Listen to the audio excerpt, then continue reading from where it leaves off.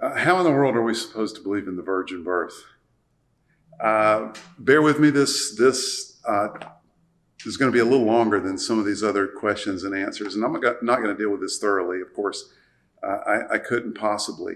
And I'm pretty much going to read a text because that's going to help me be a little more disciplined with my time. So I'm going to go through some reasons. I'm going to argue against the reasons for arguing against the virgin birth. That's basically the form of this, to just kind of give us a basis for believing this, give us some stuff to think about. So the first Christians were aiming to recount history. History, that's absolutely clear. They're not telling tales. They're doing history. They might have been wrong, but that was their intention. In fact, Luke tells us at the beginning of his biography that he, quote, carefully investigated everything from the beginning. And our faith is rooted in historical events. Again, the events may be false, but don't be confused by the fact that they are presented as historical events. This makes Christianity unique. We don't build our lives on a moral philosophy or on a way of life. We build our lives on actual historical occurrences that happened in time and space. These occurrences involve the supernatural, and you can disbelieve these events, but you can't drain the supernatural out of Christian belief and still have the same faith. The supernatural is just an element of it. Speaking of supernatural events, how in the world are we supposed to believe in the virgin birth? Let me address that question by dealing with some of the objections head on. So in our time this morning, I want to outline 5 main reasons to doubt the virgin birth. And then briefly, I want to respond to each of those reasons with some answers. Again, just to give us some things to think about. This won't satisfy those of you who are serious skeptics about this story. We don't have time for an exhaustive discussion, so I want to offer some food for thought. Hopefully this will inspire faith for some of us, and for others of us, I hope it will inspire further investigation. By the way, I can refer you to an older book. It's called The Virgin Birth of Christ. It's a pretty comprehensive survey of objections and answers by a man named G. Gresham Machen, M-A-C-H-E-N. Okay, reasons to question the virgin birth. Number 1, only 2 of the biographies in all of Scripture mention it. I mean, this big a deal, wouldn't we see it mentioned more often? Other than those 2, Paul doesn't mention it, and the Old Testament doesn't predict it. If it's true, wouldn't everyone have talked about it? Response. Honestly, I can understand why this would cause someone to have heartburn.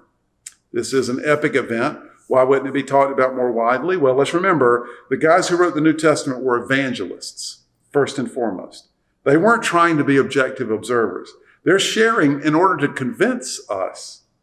When you share your faith, how often do you talk about the virgin birth? It's just not a central idea.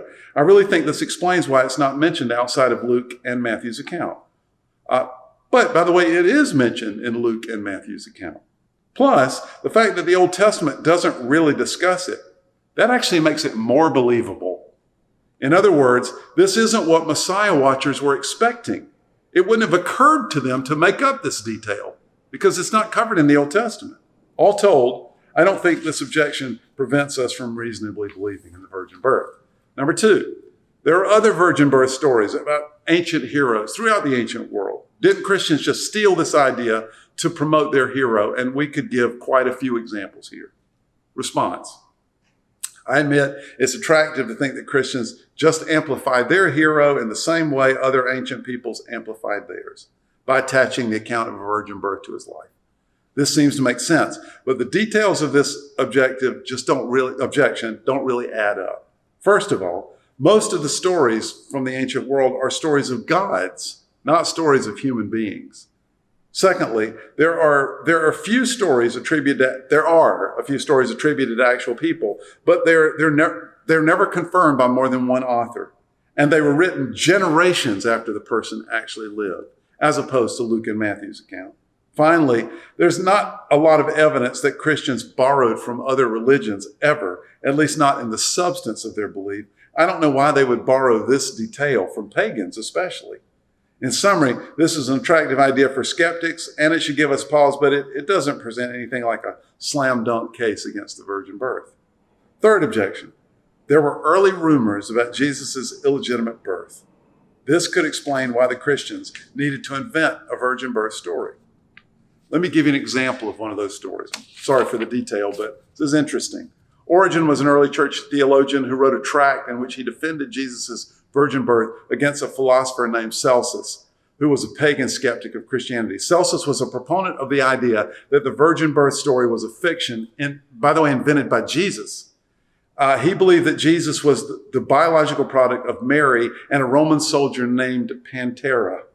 The real story, according to Celsus, was that Jesus' mother was impregnated by the soldier, gave birth to Jesus alone in seclusion and in secret. Jesus later ended up in Egypt learning how to do some cool magic tricks, and then he came home with a God complex, which gave him all sorts of trouble. Okay, the idea, of course, is that this kind of rumor sort of forced Christians, perhaps Jesus himself, to defensively produce an alternative narrative, right? Response. We have to admit that one element of Celsus's account that gives it weight is the fact that the Jewish source actually supplied a name for the Roman soldier. So this would suggest that we shouldn't completely dismiss it or dismiss it too easily. However, this story has absolutely no corroborating evidence to back it up. Now, it's true that there were general rumors of illegitimacy, but when we consider this source of doubt, even if we take it seriously, we have to recognize that the presence of a rumor like this is not convincing evidence against the virgin birth. For one thing, the Jews and the Romans had just as much political reason to discredit Jesus as the Christians had for legitimizing his uniqueness by constructing, for instance, a virgin birth story. So here's the essential question as it relates to this kind of concern. Is the virgin birth story a fiction meant to cover up the sordid details of Jesus' illegitimate birth, or is it a rumor, or is it the rumor of an illegitimate birth, a slander meant to discredit Jesus as the Messiah and Son of God? And the presence of accounts like this are not convincing either way. To me, honestly, this is a fairly weak argument overall. Fourth, there are other problems with historical accuracies in the birth narratives. Perhaps this throws the whole story into question. You know, biblical discrepancy problems you just need to know generally, are seriously overblown. They're very rarely as troublesome as scholars make them seem, and almost never in relation to the New Testament, by the way. Often you'll hear, if you watch some National Geographic or Discovery special on the Bible, you'll hear that all of the documents have discrepancies, and they do. And often those discrepancies amount to leaving out a "the." I mean, it really is that minute. This contention, this objection doesn't amount to much. Fifth, when Matthew quotes Isaiah 7:4 to talk about the virgin birth, the actual word from Isaiah means young woman, not virgin. Perhaps the whole virgin birth account is based on this misunderstanding. Isaiah 7:14 says, "Therefore the Lord himself will give you a sign. The virgin will be with child and will give birth to a son, and we will call him Emmanuel." Here's the thing. The word Isaiah uses in Hebrew is a word most often translated young girl and not virgin. That's true. And Hebrew scholars argue about whether or not it can ever legitimately be translated with virgin. Most end up saying it can be. Then, when the Old Testament was translated into Greek, about 200 years before Jesus, the translators used the Greek word for virgin to translate this passage. It's generally agreed that Matthew used this Greek version as the basis for all of his Old Testament quotes. So the argument goes something like this. Sorry for all that detail. Well, Matthew has misunderstood Isaiah's original intent, and thus he created this idea of a virgin. Luke, according to the argument, has followed Matthew's lead on this. Against this, I would say, honestly, who cares?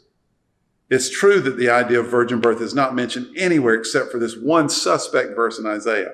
But who cares? As I said earlier, Old Testament silence about the virgin birth, or near silence, actually increases its believability. This was not something they were expecting. This is not a detail they knew to add to the story. Further, it's pretty clear that Luke is doing far more than just following Matthew's account. In fact, Luke has a very different account of Jesus' birth than Matthew. He didn't know about the visit of the Magi, or at least he doesn't include it, but Matthew knows nothing about the shepherds and the angel sighting. And Matthew didn't know about Mary's encounter with the angel. The difference has actually served to corroborate the story, as they are clearly coming from two independent accounts.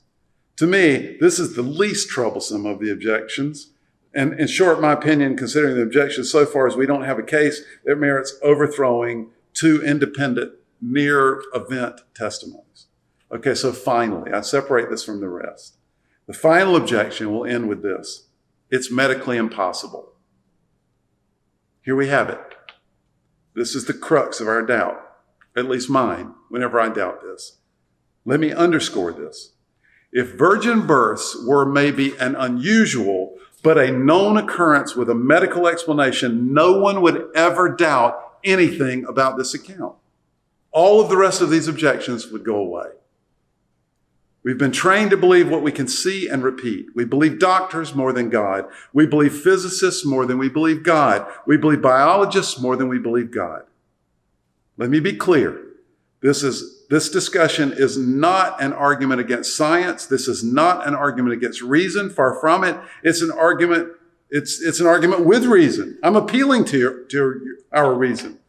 This is an appeal, but this is also an appeal to faith, which both complements and supersedes the knowledge we acquire through science. Let me give an example.